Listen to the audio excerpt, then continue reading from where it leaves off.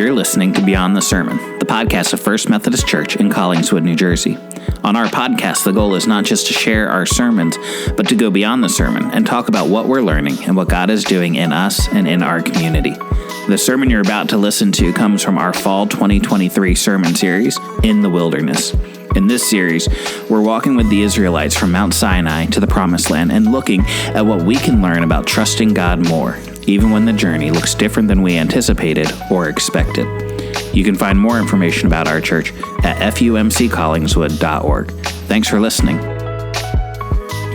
Well, I've found that life is made up of a series of seasons that we pass through, right? Some seasons turn out to be longer than others. Some are shorter. Some are more enjoyable, while others have more challenges.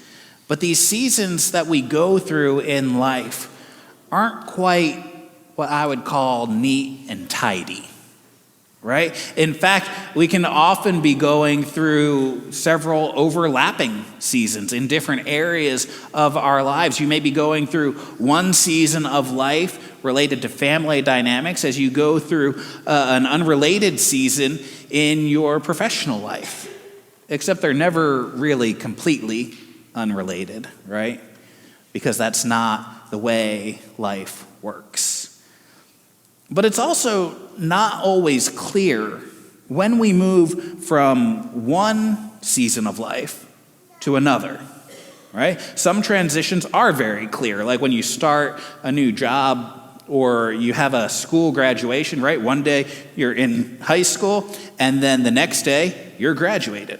That's how it works. But others are less distinct, right? Like the transition that we're experiencing of moving from having elementary age kids to having teenagers, right? We've had both the last few years, but eventually we'll be done with elementary school in our household. It was a weird transition to having, it was a weird transition to having a teenager. But I think it'll be even more weird when we transition to having only teenagers, right?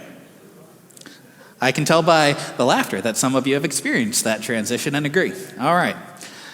See what we got coming, Meg? Anyway, in one of our trainings before we went to the mission field in Uganda, they tried to give us a framework for what you experience when you go through a transition, right? Because moving from a culture like America to a culture like Uganda, that's a big transition. There's a lot that goes into this. And while we were in Mexico this summer, I was reminded of one of the analogies that they gave us to help visualize this process, right? Because when we can have a picture in our minds about something, it can help us understand it. So while we were in La Pamilla this summer, we had the opportunity to hike to see some Aztec ruins. But in order to get there, we had to walk across a suspension bridge, right? Made of steel cable and wooden planks, one of those bridges that sways back and forth with every step that you take. Just like that. That was the bridge there. But walking on a bridge like this is a lot like going through a transition, like moving from one culture to another, for instance.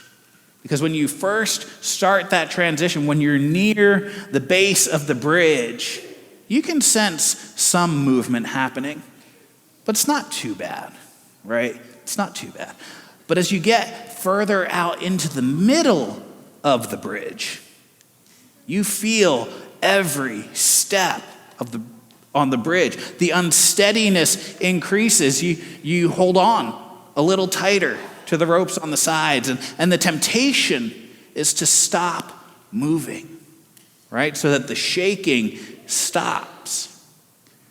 But the only way to get the bridge to stop shaking is to keep moving forward, right? Because the bridge only gets steadier as you approach the other side of the span, the other side of the transition.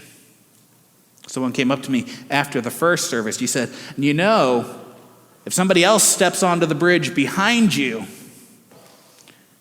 the shaking goes in a whole nother way, right?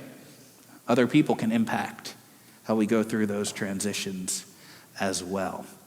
But when we walk through these transitional seasons, things can seem shaky. They can seem unstable. And there can be many decisions that need to be made. It can be tempting in the midst of that season to seek short-term stability, even at the expense of long-term mission or vision.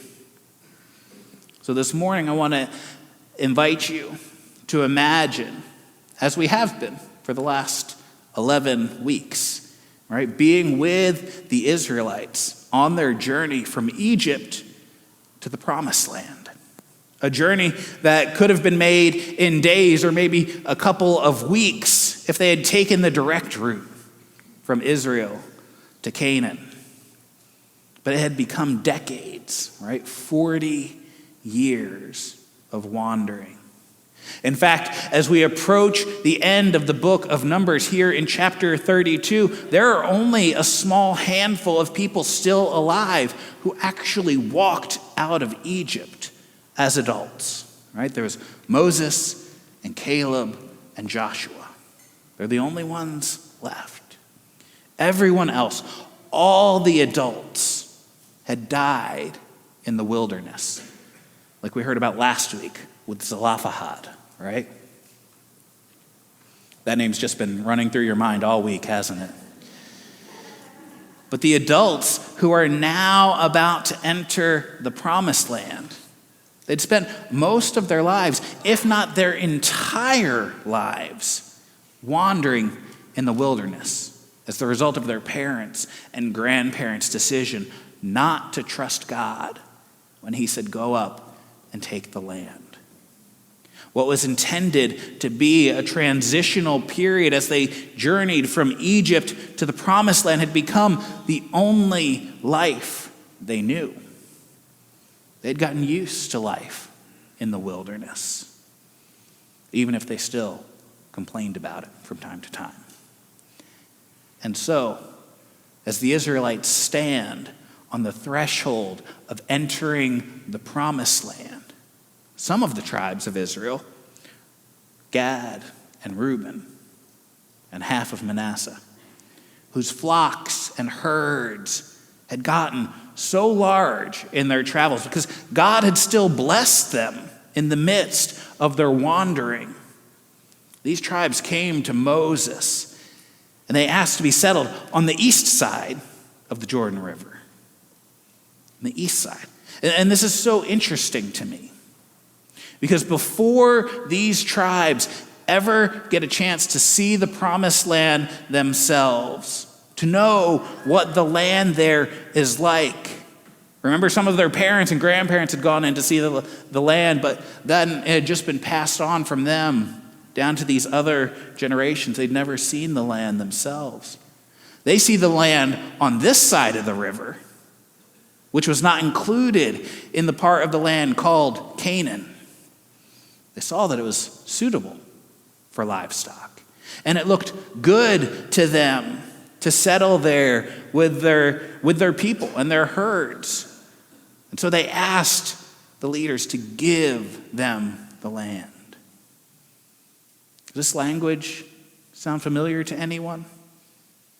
Seeing something that looked good to their own eyes and asking for it to be taken and given to them. Right? This is Eden language. Right? When the woman saw that the fruit of the tree was good for food and pleasing to the eye and good for gaining wisdom, she took some and ate it and gave it to her husband who was with her. And so the original readers and hearers of this story would have immediately gone there in their minds. They would have recognized what was going on here. And these tribes themselves, they recognize that what they're proposing wasn't part of the plan that God had given to Moses, right? Of how God was going to fulfill his promise to Abram.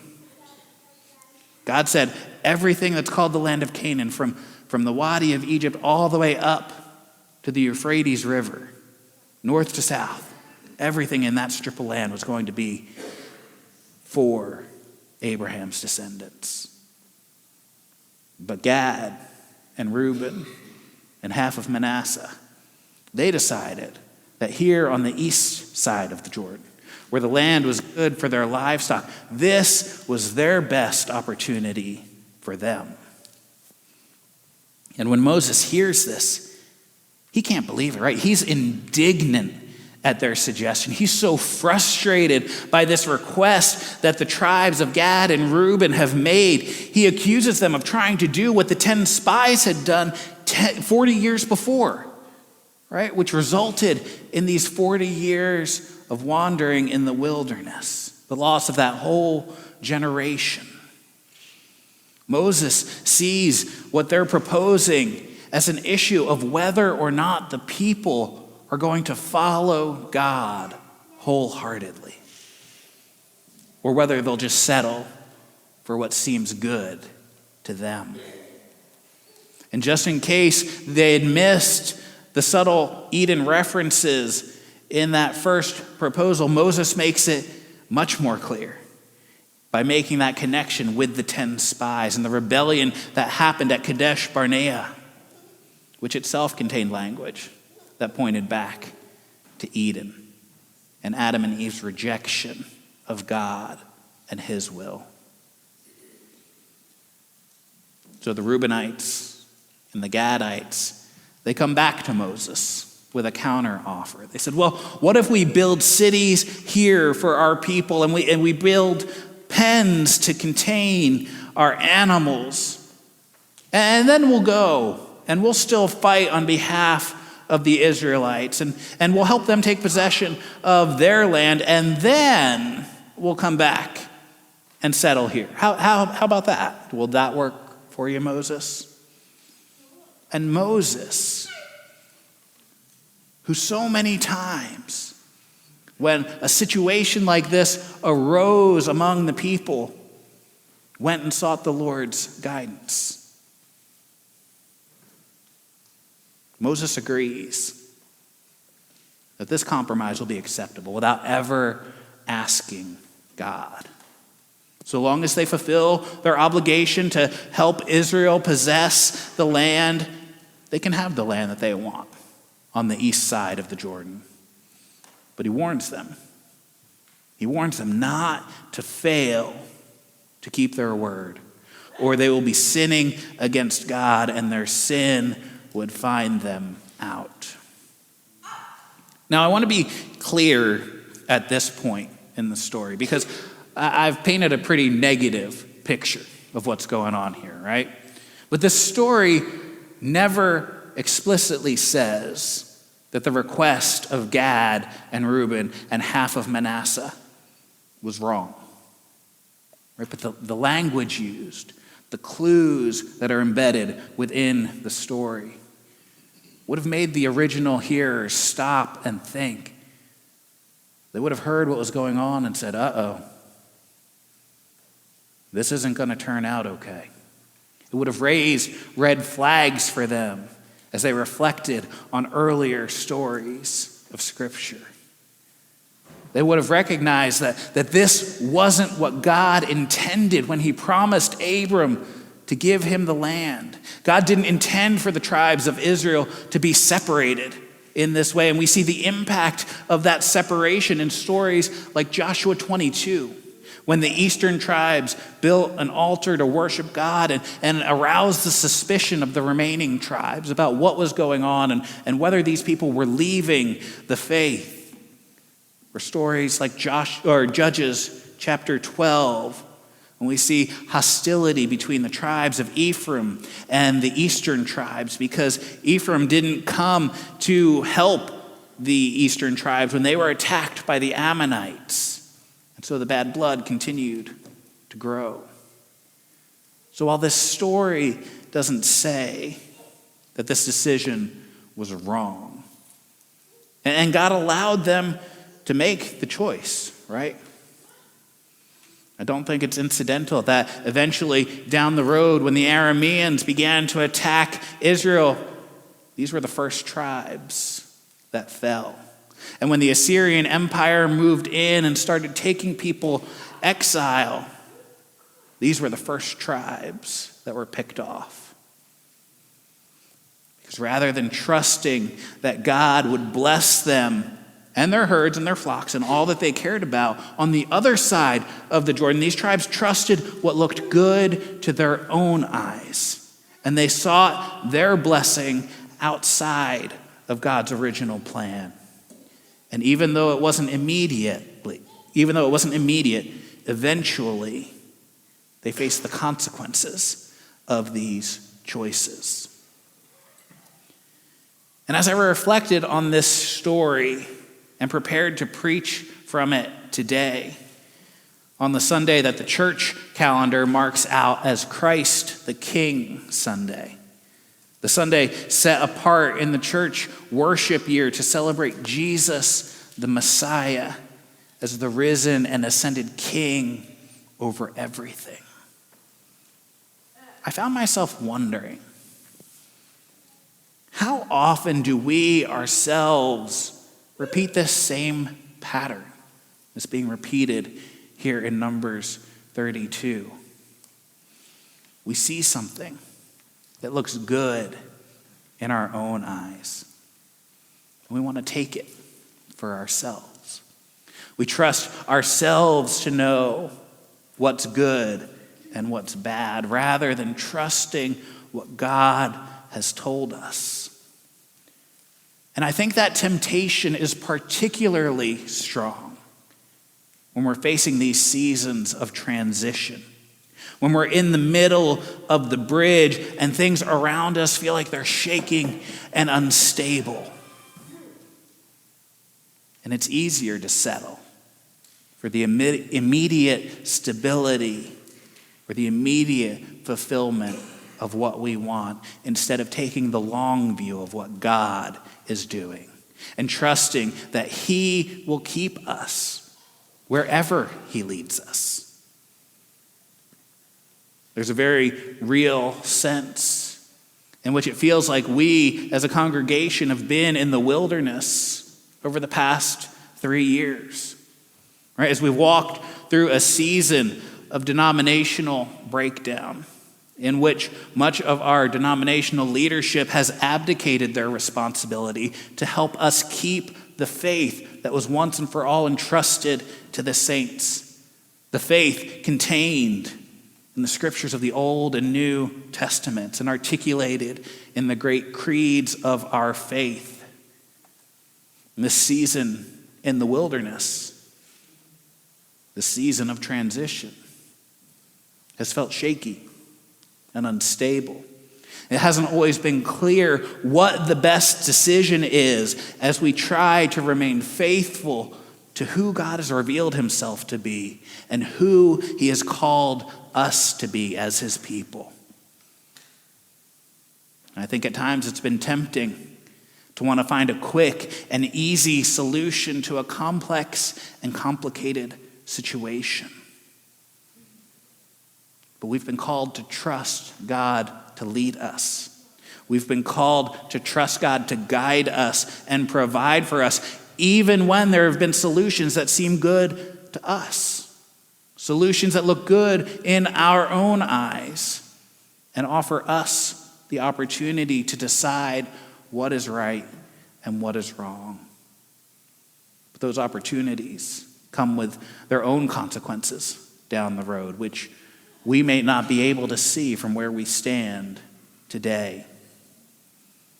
This story from Numbers chapter 32 has been a reminder to me that God is God. Right? That God is God and I am not. And if I'm going to say that I follow Jesus, I have to let Him lead in everything. right? If Christ is the king over everything, that includes me.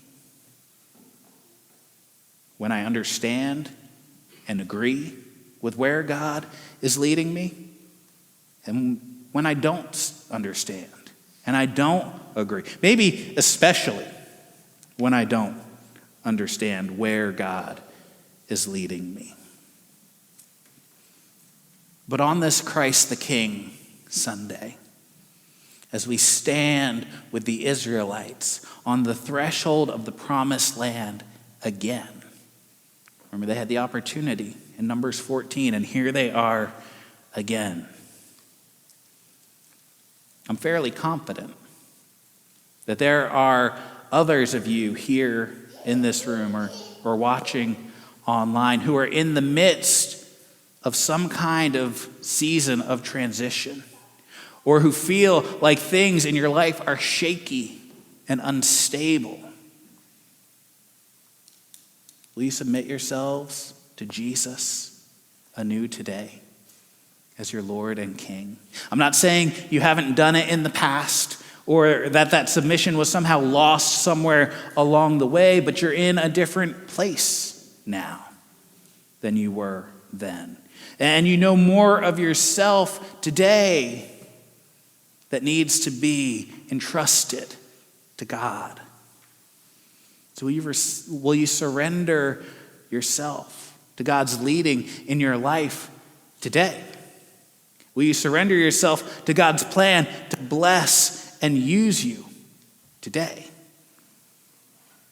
We surrender to God sending you wherever he wants you to go and using you however he wants to use you.